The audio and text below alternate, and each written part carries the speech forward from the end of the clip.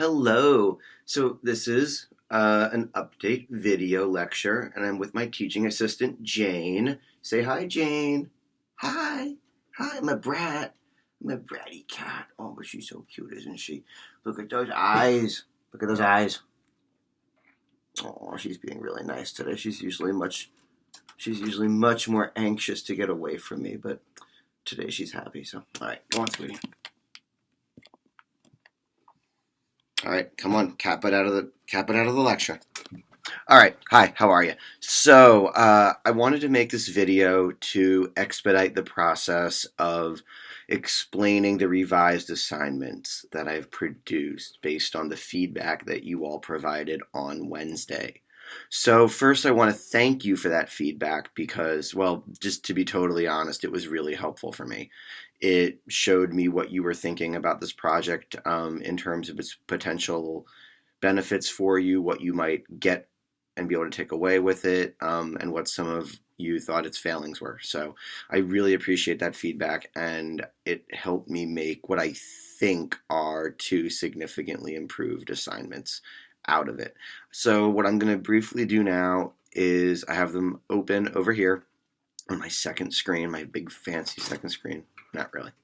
But I am going to look through what we have and offer you a short rundown of the differences and what your options are moving forward. So please do take a minute just to watch this video because, well, I think it'll be helpful. That's why I'm making it. So you're going to notice in my revised assignment sheet that there are two options. The first option is sort of similar to what you were already doing, and that is to produce an MLA-style research paper of at least 2,000 words that will address a series of questions and writing prompts. I realized that in the work we did the last 2 weeks, I didn't emphasize that research paper structure enough. And consequently, I think, and I saw this from what a lot of you submitted with your for your homework assignments, that a lot of you were approaching this as writing like an expository essay, and that wasn't the case. What I was trying to do was get you writing in an informal, comfortable way, and then we were going to take that and mold it into a structured research project where the structure of it would do a lot of that narrative work that I think a lot of you were struggling to do. In other words, I think I was relying on the structure to really show the point of how disciplinarity brings things together. But that's gone. That's in the past. So the research structure, though, is still here. So your option for this, that's my baseboard heater, if you can hear that in the background, thunking away with our post-nor'easter here. So the research structure is still an option. It's the one that's much more similar to what you've been doing. I have revised the content outline significantly. I've shortened it a lot, and I've made it much more reflective, if that makes sense. I've made it much more about you and what you want to do and your choices, and much less about documenting like the history of a discipline. I understand why that was cumbersome. I still do think there's a lot of value in it, but I think I was trying to pack too much into an assignment. So we're going to chuck that. If you want to keep using it, you may. I do think it can be useful, like I said. So if that's the case, by all means, stick with it.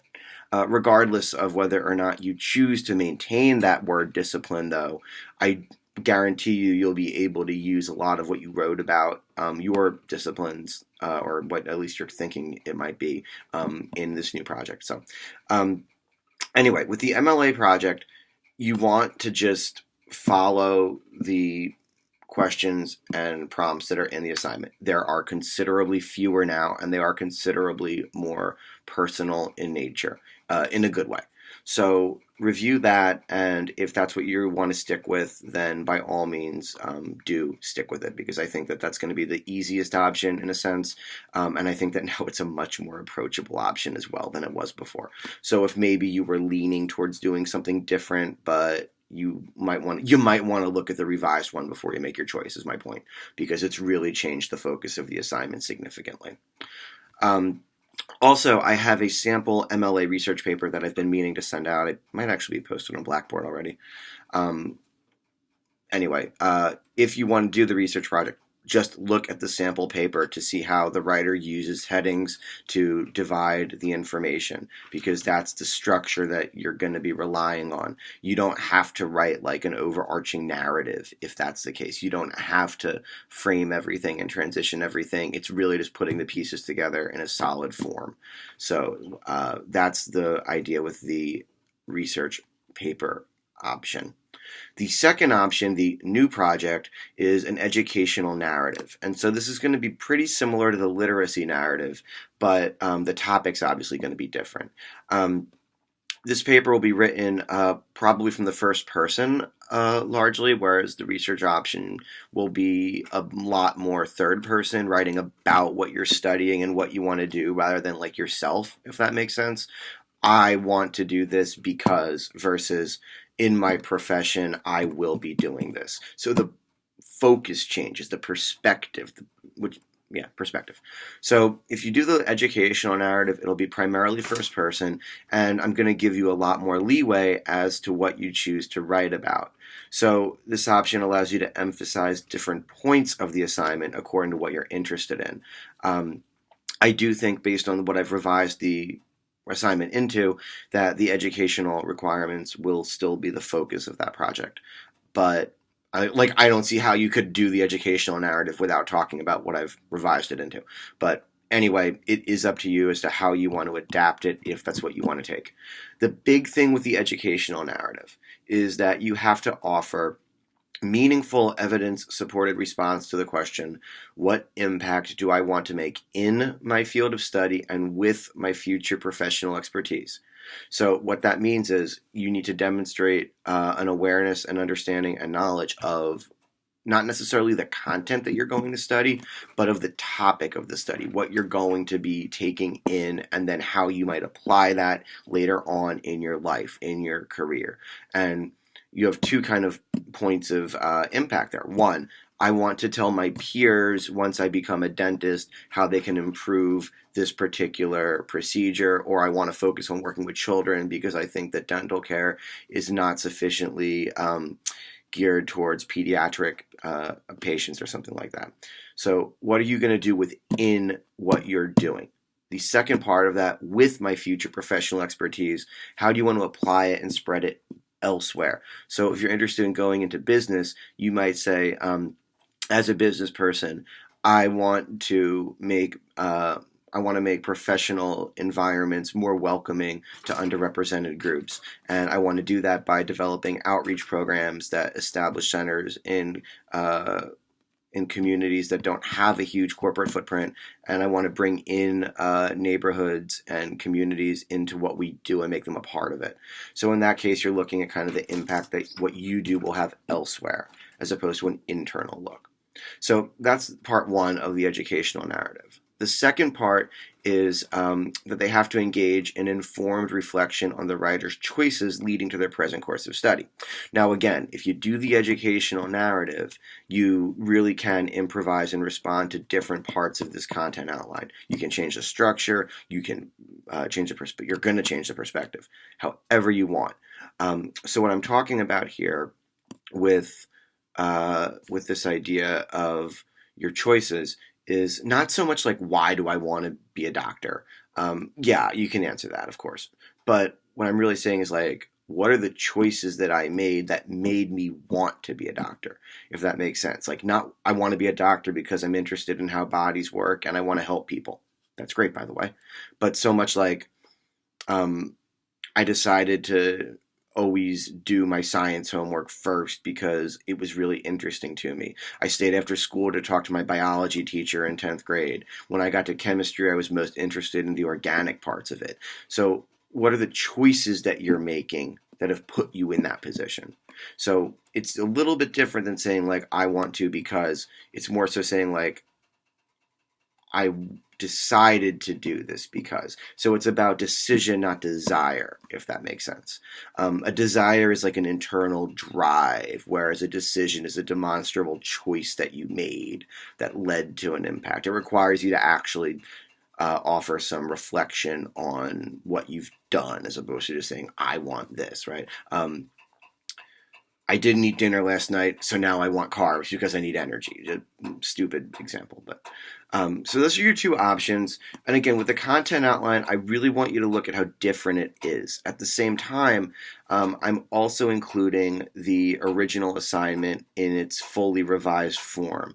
So that's to give you an idea of how I derived the revised version from the original. So if what you were doing was hewing like precisely to those questions and instructions, then I hope you see how easily you should be able to translate that to the newer version.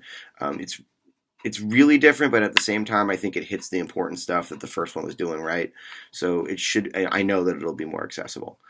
In terms of the logistics of how we're going to manage all of this. So I know that I said I was going to just give you some points for the work that you did for the first drafts. Well, here's the thing. I'm still going to do that because it's baked into the assignment. If you look at the grade breakdown at the end, the fact that you were literally doing all of it is still going to add up to 20% of your assignment grade. So it's already baked into it. What I mean by that is whichever option you choose at this point, you're going to get that credit regardless. So there's really not like a secondary. There is a second assignment, but there's not like a second submission or anything like that, because just by virtue of what you've already done, you've already gotten that credit. So like no matter what you're doing, like that credit is there for you, and it's just, don't worry about it. It's there. Okay. And I think with the educational narrative, to be honest, I think that the assignment is so similar in terms of its goals and its value to the original one that most of the writing you may have produced for the first two assignments, you really should be able to pretty quickly reframe it, change the perspective. That's the big thing, and reappropriate it. So those are your new options. Just indicate in your MLA style header which option you're doing. I mean, it should be pretty obvious by looking at it because it's either a research paper or it's a narrative. One of those is an expository essay form. One of those has section headings, so it's pretty different. In terms of the course schedule, I modified that a little bit. So what we're going to do is when we get back on Wednesday the 14th, you're actually going to meet with me individually. Now, obviously, we don't have time to do that just during class, so I'm going to start those meetings a little bit earlier in the day.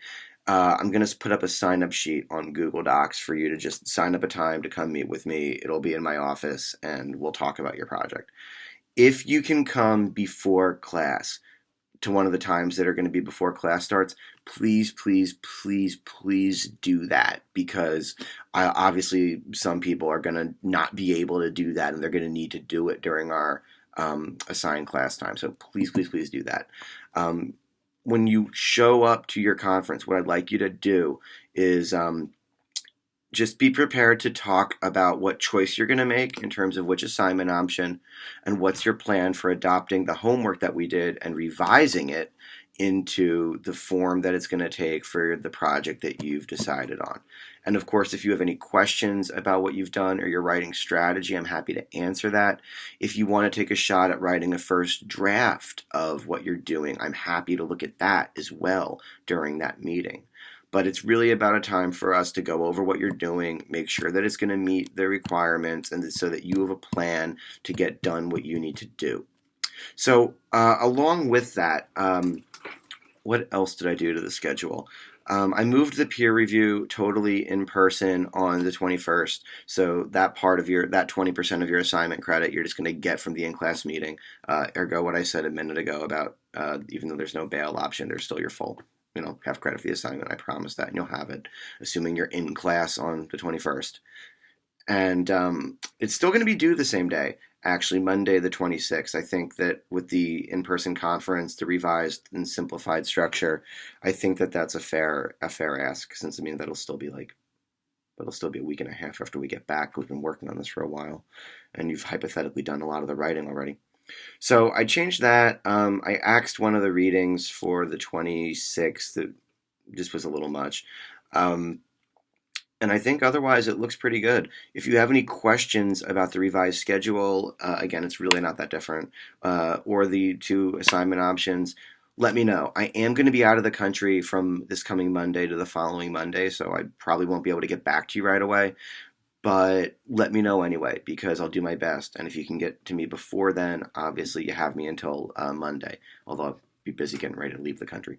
So I hope this was helpful. I hope the new assignments are more approachable. Thank you so much for your feedback. It was incredibly, incredibly valuable to me. And I hope that you're able to do something that you find meaningful with this project. Have a great spring break, and I can't wait to see y'all when we get back. Bye bye.